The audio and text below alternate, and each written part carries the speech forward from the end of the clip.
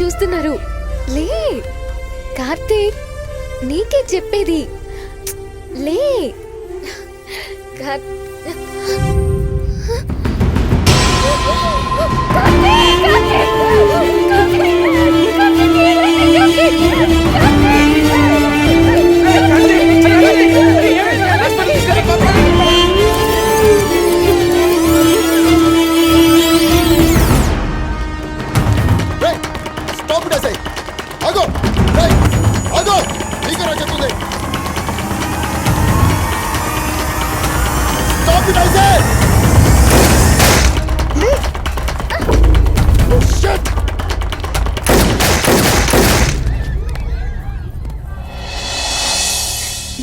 ఊరుకో మమ్మీ, ఏం కాదు అన్నయ్యకి.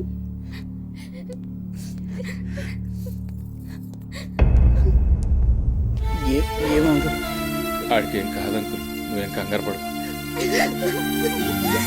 ఊరుకో, ఏం కాదు కార్తీక్, ఏం కాదని చెప్తున్నాను కదా. ఏమైంది? ఇక్కడ గీత అంటే ఎవరు? తనే.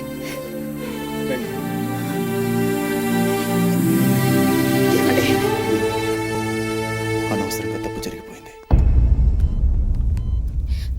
గీత, నిన్ను వదిలి వెళ్ళిపోతున్నందుకు చాలా బాధగా ఉంది. కార్తీక్, అలా మాట్లాడుతూ నీకేం కాదు కార్తీక్. చూసావా గీత, దేవుడు ఎంత మాయగాడో.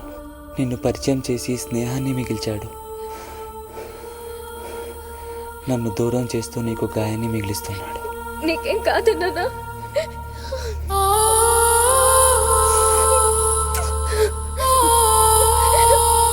నీ కన్నీళ్ళు నా కన్నీళ్ళు ఆపగలవేమో కానీ నా ఊపిరిని మాత్రం ఆపలేవు గీత. అంత మాట్లాడదు కార్తీక్. నా ఊహలోనే కాదు, నా ఊపిరిలో ఊపిరి పడుతున్నా. I love you Karthik, I love you.